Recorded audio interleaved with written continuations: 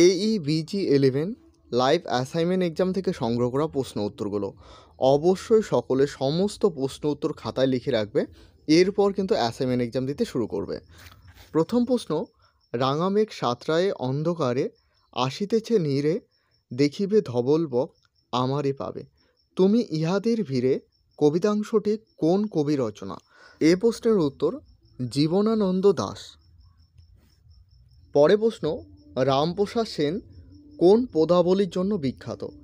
এ প্রশ্নের উত্তর হয়ে যাবে শাক্ত পদাবলী। পরে প্রশ্ন, ভারতবর্ষীয় উপাসক সম্প্রদায় গ্রন্থটি কে রচনা করেন? এ প্রশ্নের উত্তর হয়ে যাবে অক্ষয় কুমার দত্ত।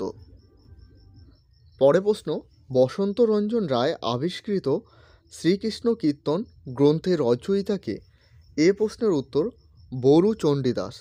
পরে প্রশ্ন, স্বপ্নলব্ধ ভারতবর্ষের ইতিহাস কে রচনা করেন?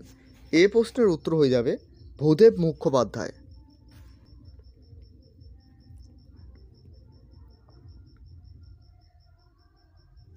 পরে প্রশ্ন, যে জলে ও স্থলে বাস করে তাকে কি বলা হয়?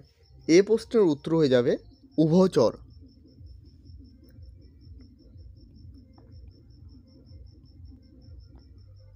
পরে প্রশ্ন, বাংলায় বর্ণমালায় ব্যঞ্জন বর্ণের সংখ্যা কত?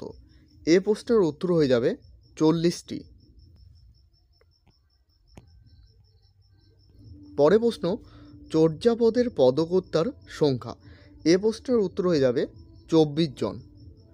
পরে প্রশ্ন, শ্রীকৃষ্ণ বিজয় রচনা করেন? এ প্রশ্নের উত্তর হয়ে যাবে মালাধর বসু। পরে প্রশ্ন, প্রবন্ধ শব্দের অর্থ কী? এ প্রশ্নের উত্তর হয়ে যাবে প্রকৃষ্ট বন্ধন।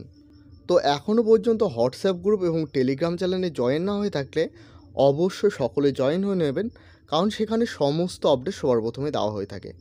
তোমাদের এখনও পর্যন্ত জানা যায়নি টোটাল কয়টি সেটে অ্যাসাইনমেন্ট এক্সাম হচ্ছে। তো অবশ্যই সকলে কিন্তু সমস্ত সেটের প্রশ্ন উত্তর সংগ্রহ করে এরপর কিন্তু অ্যাসাইনমেন্ট এক্সাম দিতে শুরু করবে।